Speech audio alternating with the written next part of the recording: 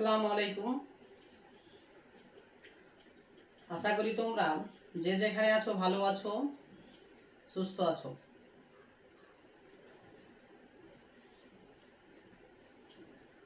তোমাদের সকলকে স্বাগত জানিয়ে আজকের ক্লাস আমি আরম্ভ করছি। এর আগের ক্লাসে আমরা ভানু সিংহের পত্রাবলী আরম্ভ করেছিলাম। এর আগের ক্লাসে আমরা ভানু সিংহের পত্রাবলী দেখো পত্রাবলীর প্রথম পত্রটা পড়েছি। আজকে আমরা দ্বিতীয় পত্রটি নিয়ে আলোচনা করব।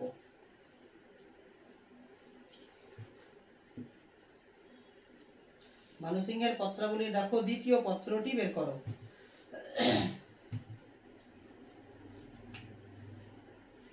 81 পাতাতে আছে দেখো ভানু সিংহের পত্রাবলীর দ্বিতীয় পত্র। আজকে আলোচনা করব আমরা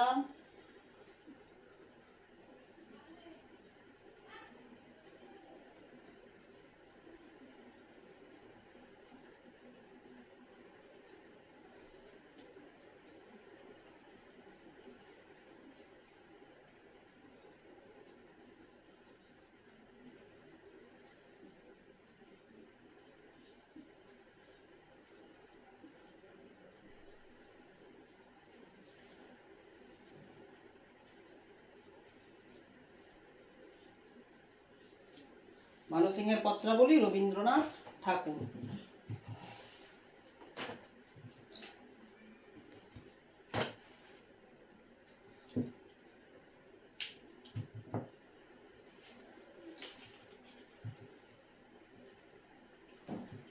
প্রথম পত্রটি এর আগের ক্লাসে আমরা শেষ করেছি। আজকে দ্বিতীয় পত্রটি নিয়ে আলোচনা করব। দেখুন, দ্বিতীয় পত্রে দেখতে পাবো আমরা রবীন্দ্রনাথ ঠাকুর বাংলাদেশে রয়েছে। দেখো, আত্রাই নামক একটি নদীর উপর বোটে করে ভেসে চলেছি। আত্রাই একটি নদীর নাম, বাংলাদেশের একটি নদী। সেই নদীর নাম হচ্ছে আত্রাই নদী। মানে আত্রাই নদী হচ্ছে বাংলাদেশের একটি নদী। সেই নদীর উপরে ছোট্ট একটি বোটে করে ভেসে চলেছেন রবীন্দ্রনাথ ঠাকুর। সেটা বলছে আত্রাই নামক একটি নদীর উপর বোটে করে ভেসে চলেছি। আত্রাই নদীর উপর ছোট নৌকাতে করে পরিভ্রমণ করছেন রবীন্দ্রনাথ ঠাকুর। বোট হচ্ছে ছোট নৌকা, বোট শব্দের অর্থ হচ্ছে ছোট নৌকা। আত্রাই হচ্ছে একটি নদীর নাম। বর্ষার মেঘ ঘন ঘন হয়ে আকাশ আচ্ছন্ন করেছে। কোন ঋতুতে আত্রাই নদীর উপর ভেসে চলেছে রবীন্দ্রনাথ? বর্ষা ঋতুতে। বর্ষা ঋতুতে আকাশে পুরো আকাশ যেন মেঘাচ্ছন্ন হয়ে রয়েছে, আর সেই মেঘগুলো যেন ঘন ঘন হয়ে আকাশে ভেসে চলেছে। দেখো, বর্ষার মেঘ ঘন হয়ে আকাশ আচ্ছন্ন করেছে, পুরো আকাশকে যেন আচ্ছাদিত করে ফেলেছে বর্ষাকালীন মেঘ। বর্ষাকালীন মেঘ আত্রাই নদীর উপরে যে আকাশ, সে আকাশকে যেন আচ্ছাদন করে ফেলেছে, পুরো আকাশকে যেন ঢেকে ফেলেছে। একটু ঝোড়ো বাতাসের মতো বইছে, পাল তুলে দিয়েছি। নদীর উপরে পত্রলেখক রবীন্দ্রনাথ ঠাকুর রয়েছে, আর একটু ঝোড়ো বাতাসের মতো বাতাস যেমন বইছে, তাই লেখক নৌকাতে পাল তুলে দিয়েছে। নৌকা চালানোর মাধ্যম হচ্ছে দাঁড় এবং পাল। তো এখানে নৌকার উপরে লৌহ দণ্ডতে করে বা মাস্তুলের উপরে যে ত্রিপল খাটানো হয় পাল, সেই পাল। তাহলে কি হয়েছে? একটু ঝোড়ো বাতাস বইছে, এখানে ঝড়ের আশঙ্কা লক্ষ্য করে লেখক রবীন্দ্রনাথ ঠাকুর নৌকার উপর পাল তুলে দিয়েছে, পালটা আটকে দিয়েছে, পালটা টাঙিয়ে দিয়েছে। নদী কুলু কুলু পরিপূর্ণ, বর্ষার নদী যেন পরিপূর্ণ, কিনারে কিনারে নদী যেন পরিপূর্ণ হয়েছে, আর নদীর ঢেউ যেন কুলু কুলু শব্দ করছে, কুলকুলু শব্দ করে যেন বয়ে চলেছে। স্রোত খরতর, মানে খরস্রোতা নদী, খরতর বলতে এখানে বেগ, স্রোতের বেগ অত্যন্ত। বর্ষাকালে পরিপূর্ণ নদীতে স্রোতের বেগ যেন অত্যন্ত, সেটাই বলছে স্রোত খরতর। দলে দলে শৈবাল ভেসে আসছে। শৈবাল হচ্ছে জলজ উদ্ভিদ, জলজ আগাছা ধরনের উদ্ভিদ দলে দলে খরস্রোতা নদীতে, সেই আত্রাই নদীর খরস্রোতা জলে যেন ভেসে ভেসে আসছে, তারই উপর লেখক বোটে করে ভেসে চলেছেন। পল্লীর আঙিনার কাছ পর্যন্ত জল উঠেছে। আত্রাই নদীর তীরবর্তী অঞ্চলে যে পল্লী সমাজের বাস, সেই পল্লী আঙিনা পর্যন্ত, উঠোন পর্যন্ত বর্ষার জল উঠেছে। আত্রাই নদীর তীরবর্তী অঞ্চলে সাধারণ পল্লী গ্রাম, বাংলাদেশের খেটে খাওয়া সাধারণ মানুষদের বাসস্থান। বর্ষাকালে নদীতে জল ফুলে ফেপে ওঠার ফলে দু কুল ছাপিয়ে যেন বন্যা হয়েছে। সেই বন্যার জল পল্লীর আঙিনা পর্যন্ত উঠেছে। উঠোন, বাড়ির উঠোনকে আঙিনা বলা হয়। বাড়ির মধ্যে যে ফাঁকা জায়গা, সেটা আঙিনা বলা হয়। আঙিনা পর্যন্ত আত্রাই নদীর জল যেন উঠেছে, অর্থাৎ বন্যা হয়ে গিয়েছে। ঘন বাঁশের ঝাড়, আম কাঁঠাল, তেঁতুল কুল, শিমুল নিবিড় হয়ে ওঠে গ্রামগুলোকে আচ্ছন্ন করে ফেলেছে। বাংলাদেশের বিভিন্ন গাছ বিশেষ। দ্বিতীয় পত্রে বাংলাদেশে কোন কোন গাছের উল্লেখ পাচ্ছি আমরা দেখো। ঘন বাঁশ ঝাড়ের উল্লেখ পাচ্ছি, আম গাছের উল্লেখ পাচ্ছি, কাঁঠাল গাছের উল্লেখ পাচ্ছি, তেঁতুল গাছের উল্লেখ পাচ্ছি, কুল গাছের উল্লেখ পাচ্ছি, আর শিমুল গাছের উল্লেখ পাচ্ছি। এই দেখো, আম, কাঁঠাল, তেঁতুল, কুল, শিমুল ঘন, নিবিড় মানে ঘন হয়ে উঠে গ্রামগুলোকে আচ্ছন্ন করে ফেলেছে।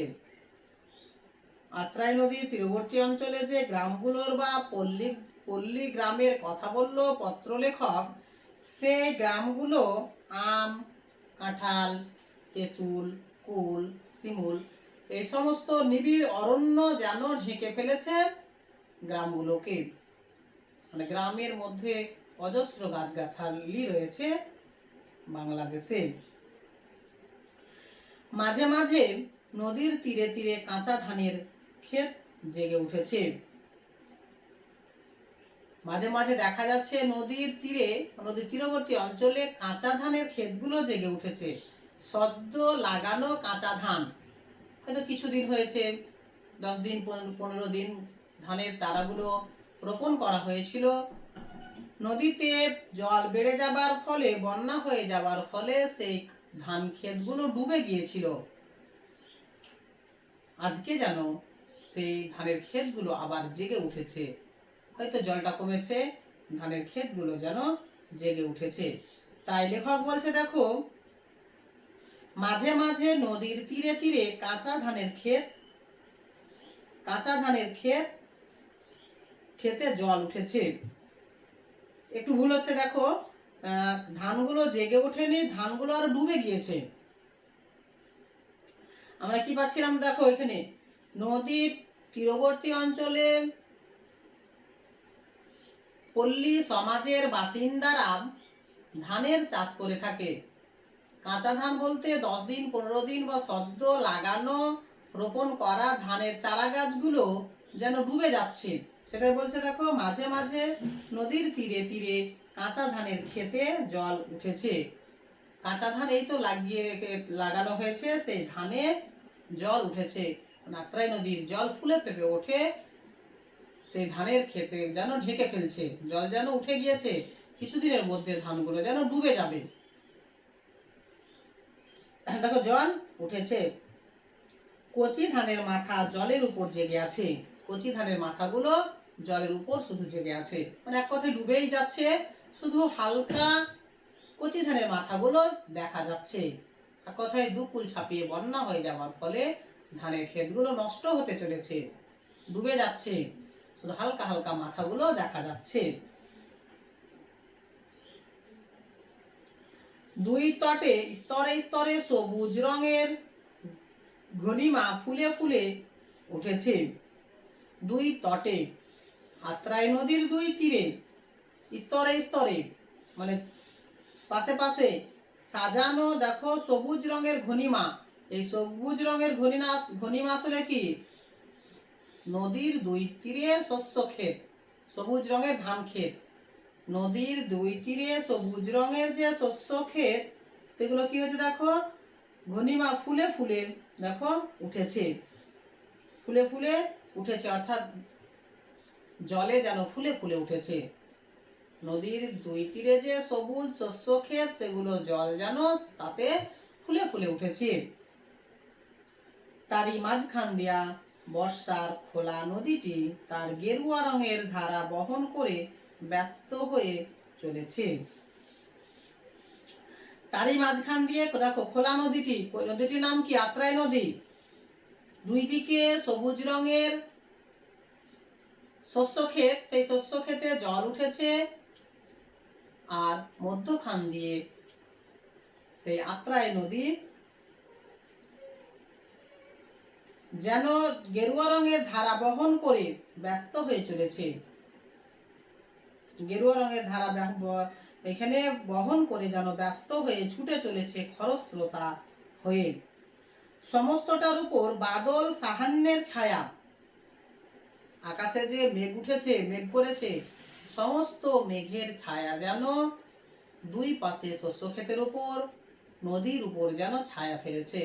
মানে আত্রাই নদীর উপর যে আকাশে যে ঘন মেঘে ঢেকে ফেলেছে, সেই ঘন মেঘের ছায়া যেন সমস্তটার উপরে আচ্ছাদন করে ফেলেছে। অর্থাৎ আত্রাই নদীর দুই তীরে শস্য ক্ষেত, মধ্যখান দিয়ে যে নদী বয়ে যাচ্ছে, সব কিছুর উপরে যেন ছায়া ফেলেছে সেই আকাশের ঘন মেঘ। সেটাকে বলা হচ্ছে বাদল সাহান্যের ছায়া। বাদলের ছায়া যেন সে সব কিছুর উপরে পড়েছে। বৃষ্টি নেমে এলো। লেখক বোটে বসেই রয়েছে, হঠাৎ করে ঝমঝমিয়ে বৃষ্টি শুরু হলো। এতক্ষণ আকাশে মেঘে আচ্ছাদন হয়েছিল, এবার ঘন মেঘ থেকে ঝমঝমিয়ে বৃষ্টি আরম্ভ হলো। দূরে মেঘের ফাঁক দিয়ে সূর্যাস্তের একটা ম্লান আভা এই বৃষ্টি ধারার আবেগের উপর যেন সান্ত্বনার ক্ষীণ প্রয়াসের মতো এসে পড়েছে। দূরে মেঘের ফাঁক দিয়ে আকাশে, আকাশে দূরে মেঘের ফাঁক দিয়ে সূর্যাস্তের একটা ম্লান আভা। এই আভা কোন আভা? গোধূলি লগ্নের আভা। অর্থাৎ সূর্য যখন অস্ত যায়, অস্ত যাবার পর পশ্চিম আকাশে একটা আলোর ক্ষীণ রেখা দেখা যায়, যেটাকে গোধূলি বলা হয়। এই সময় মাঠ থেকে রাখালরা গোষ্ঠে ফিরত। সেই সময় কাঁচা রাস্তা, রাস্তার উপর দিয়ে যখন গরুগুলো হেঁটে যেত, গরুর পায়ে ধুলো উত্থিত হতো। এর ফলে সেই অশিক্ষিত সমাজের লোকেরা, অশিক্ষিত লোকেরা ভাবত গরুর পায়ে ধুলো উত্থিত হওয়ার ফলে সূর্য অস্ত গেল। তখন থেকে সেই সূর্যাস্তের সেই আভার নাম হয়েছে গোধূলি। সেই কথাটাই বলা হচ্ছে এখানে, দূরে অর্থাৎ আকাশে মেঘের ফাঁক দিয়ে দিয়ে যেন গোধূলির হালকা আভা, যেন ম্লান আভা, যেন এই বৃষ্টি ধারার আবেগের উপর যেন সান্ত্বনার ক্ষীণ প্রয়াসের মতো এসে পড়েছে। বৃষ্টি ধারার উপরে যেন সান্ত্বনা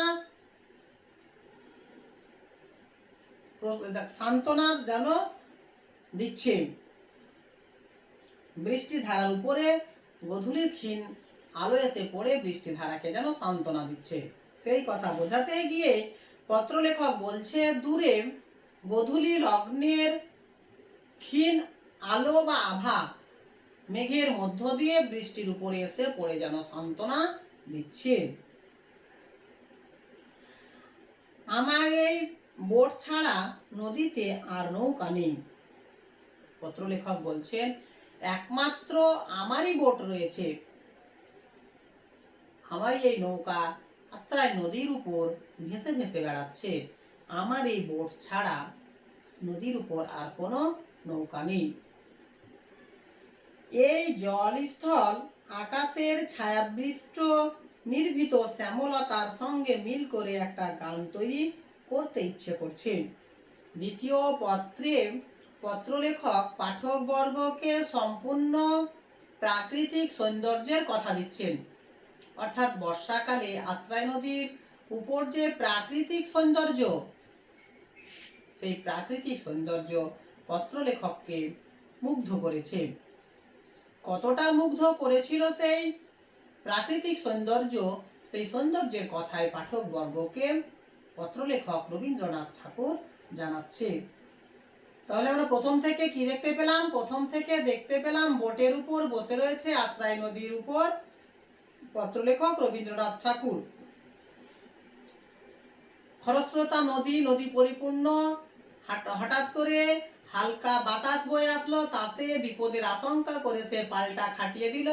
পুরো আকাশ মেঘে মেঘাচ্ছন্ন হয়ে রয়েছে। সবুজ রঙের গালিচা দেখালো দুই তীরে সবুজ রঙের গালিচাগুলো যেন জলে ঢেকে ফেলছে। শব্দ কচি ধানের ক্ষেতে যেন জল উঠেছে। আর আকাশে মেঘের ফাঁক দিয়ে গোধূলি লগ্নের ক্ষীণ আলো যেন, ম্লান আলো যেন বৃষ্টির উপরে এসে পড়ে সান্ত্বনা বিরাজ করছে। সবকটা ছন্দের মধ্যে, অর্থাৎ আত্রাই নদীর তীরবর্তী অঞ্চলে পত্রলেখকের যে দৃষ্টি গিয়েছে, সব কিছুর মধ্যে এক প্রাকৃতিক সৌন্দর্য সে খুঁজে পাচ্ছে। এই প্রাকৃতিক সৌন্দর্যের মধ্যে পত্রলেখক রবীন্দ্রনাথ ঠাকুরের গানের সুর গুনগুনিয়ে উঠেছে তার মনের মধ্যে, তাই তার একটা গান লিখতে ইচ্ছে করছে। দেখো আমরা পত্রলেখকের জবানিতে কি পাচ্ছি, দেখো। এই জল স্থল আকাশের ছায়াবৃষ্ট, জল স্থল আর আকাশের যে ছায়া, মেঘের ছায়া, আর চারিদিকে যে নির্ভীত ঘন শ্যামলতার সঙ্গে, মানে জলপথ দেখাচ্ছে, স্থলপথ দেখাচ্ছে, আকাশের যে মেঘাচ্ছন্নতা, নদীর উভয় তীরে যে ঘন বন, সকলের সঙ্গে মিল করে একটা গান তৈরি করতে আমার ইচ্ছে করছে। কার? পত্রলেখক রবীন্দ্রনাথ ঠাকুরের। কিন্তু হয়তো হয়ে উঠবে না, হয়তোবা গানটা রচনা করা হয়ে উঠবে না। কেন হয়ে উঠবে না? আমার দুই চক্ষু এখন বাইরের দিকে চেয়ে থাকতে চায়। বোটের উপর বসে থাকতে থাকতে প্রাকৃতিক সৌন্দর্য পত্রলেখককে, অর্থাৎ রবীন্দ্রনাথ ঠাকুরকে এতটাই মোহগ্রস্ত করেছে, মুগ্ধ করেছে, যেন তার দুই চক্ষু যেন সেই দৃশ্য থেকে ফিরতে চায় না। তার প্রাকৃতিক সৌন্দর্য থেকে সে যেন দৃষ্টি ফেরাতে পারছে না, তাই যেন খাতার দিকে তার দৃষ্টি নিয়ে আসতে সে পারবে না। সেই কথা বোঝাতে গিয়ে বলছে, হয়তোবা আমার কবিতা লেখা বা গান লেখা হবে না। কেন হবে না? আমার দুই চক্ষু এখন বাইরের দিকে চেয়ে থাকতে চায়, আমার দুই চোখ এখন বাইরের দিকে চেয়ে থাকতে চায়। খাতার দিকে চোখ রাখবার এখন সময় নয়, মানে খাতার দিকে চোখ নিয়ে আসতে আমি এখন পারছি না, সময় নয়। মোহগ্রস্ত হয়ে যেন আমি প্রাকৃতিক সৌন্দর্য উপভোগ করতেই থাকি যুগ যুগ ধরে, যেন আমি সেই সৌন্দর্য থেকে চোখ ফেরাতেই পারছি না। অনেকদিন বোলপুরে শুকনো ডাঙায় কাটিয়ে এসেছি।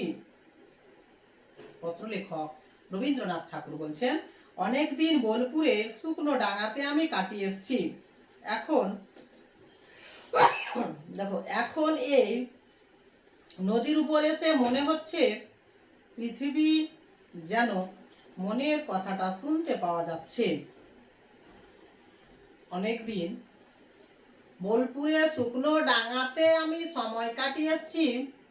আজকে যখন আত্রাই নদীর উপর বোটে বসে প্রাকৃতিক সৌন্দর্য উপভোগ করছি, তখন আমার যেন মনে হচ্ছে পৃথিবীর যেন মনের কথাটি শুনতে পাওয়া যাচ্ছে। পৃথিবী যে তার মনের কথা বলছে, আমি যেন স্পষ্ট সেটা শুনতে পাচ্ছি। পৃথিবী তার মনের কথা, হৃদয়ের কথা আমার কর্ণগোচর যেন করছে।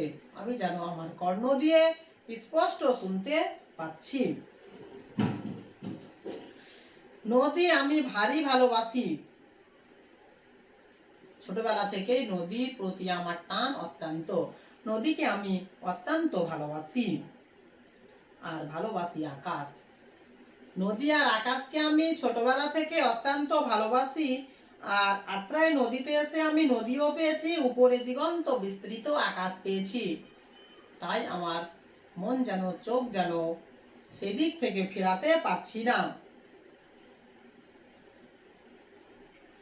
নদীতে আকাশে চমৎকার মিলন। নদী আর আকাশে চমৎকার মিল আমি খুঁজে পাই। নদীও যেমন দিগন্ত বিস্তৃত ছাই রঙের একটা গালিচা সৃষ্টি করে, উপরে দিগন্ত বিস্তৃত আকাশও যেন ছাই রঙের গালিচা সৃষ্টি করে।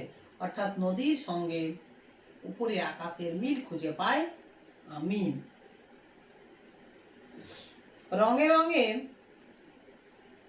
আলোয় ছায়ায়, রং এবং আলোতে এবং ছায়াতে আমি যেন নদীর সঙ্গে আকাশের মিল খুঁজে পাই। নদীর সঙ্গে আমি যেন আকাশের মিল খুঁজে পাই, ঠিক যেন আকাশের প্রতিধ্বনির মতো। আকাশের প্রতিধ্বনি যেন নদীতে আমি স্পষ্ট রূপে দেখতে পাই, শুনতে পাই। এক কথায় আকাশের যে প্রতিধ্বনি পত্রলেখক নদীর মধ্যেও যেন শুনতে পায়। নদীটাকেও যেন তার আকাশ বলে মনে হয়। আকাশ পৃথিবীতে আর কোথাও আপনার ছাড়া পায় না এই জলের উপর ছাড়া। দেখো এখানে আকাশ পৃথিবীতে, আকাশ পৃথিবীর উপরে একমাত্র নদীর উপরে, জলের উপরেই ধরা দেয় তার ছায়া। উপরে দিগন্ত বিস্তৃত আকাশ আর নিচে দিগন্ত বিস্তৃত নদী বা সমুদ্র। সেই নদী উপরে বা সমুদ্রের উপরে আকাশ যেন ধরা দেয়। ইহা ছাড়া পৃথিবীর আর কোথাও আকাশ যেন ধরা দেয় না। সেটাই বলছে আকাশ পৃথিবীতে আর কোথাও আপনার ছাড়া পায় না এই জলের উপর ছাড়া। একমাত্র আকাশ জলের উপরেই ছাড়া দেয় বা ছাড়া পাওয়া যায়। তাছাড়া পৃথিবীর কোথাও আর ছাড়া দেয় না আকাশ। আজ রাত্রের গাড়িতে কলকাতায় যাব বলে মনে দেখো লাগছে না। মানে আত্রাই নদীতে থেকে এত প্রাকৃতিক সৌন্দর্যে আমি বশীভূত হয়েছি বা অভিভূত হয়েছি যে আজকে রাত্রেই যে আমি কলকাতা চলে যাব বলে দেখো এখানে ভালো লাগছে না। অর্থাৎ আজকে রাত্রেই আমাকে কলকাতায় ফিরে চলে যেতে হবে, কিন্তু এই প্রাকৃতিক সৌন্দর্যের উপভোগ থেকে আমি বঞ্চিত হব। তাই আমার মোটেই ভালো লাগছে না। ইতি 2রা শ্রাবণ 1329 বঙ্গাব্দ। 2রা শ্রাবণ 1329 বঙ্গাব্দ। কাকে লিখছে? রবীন্দ্রনাথ ঠাকুর রানুকে লিখছে। দ্বিতীয় পত্রটিও রানুকে লিখছে। প্রথম পত্রটি কাকে লিখেছিল? প্রথম পত্রটিও রবীন্দ্রনাথ ঠাকুর রানুকে লিখেছিল। প্রথম পত্রটি লিখেছিল 29শে আষাঢ় 1329 বঙ্গাব্দ। আর প্রথম পত্রটি লিখেছিল কলকাতা থেকে। আর দ্বিতীয় পত্রটি লিখছে আত্রাই নদীর উপর বোটে বসে। আর আজকে রাত্রে সে কলকাতায় ফিরে যাবে, তাই তার মন যেন আমচান করে উঠেছে, একদম ভালো লাগছে না। আজকের এই প্রাকৃতিক সৌন্দর্য থেকে সে বঞ্চিত হবে, তাই সে ব্যথিত হয়েছে। দ্বিতীয় চিঠিটি কত খ্রিস্টাব্দে লিখছে? 2রা শ্রাবণ 1329 বঙ্গাব্দ। এই ছিল আমাদের ভানু সিংহের পত্রাবলীর দ্বিতীয় পত্র। দ্বিতীয় পত্রটা এখান থেকে শেষ করলাম আমরা। তোমরা ভালো করে পড়ো, পড়ে হোম টাস্কগুলো সলভ করার চেষ্টা করো। যে সমস্ত হোম টাস্কগুলো আমি দেবো সেগুলো খাতাতে রেডি করে রাখবে। আর খুঁটিয়ে খুঁটিয়ে পড়ো। কোথাও যদি তোমাদের অসুবিধা হয় তাহলে সেটা আমাকে ব্যক্তিগত হোয়াটসঅ্যাপে জানাবে, আমি সেই সমস্যার সমাধান করে দেব। ঠিক আছে, আজকের মতো আমি এখানেই ক্লাসটা শেষ করছি। ভালো থেকো, সুস্থ থেকো।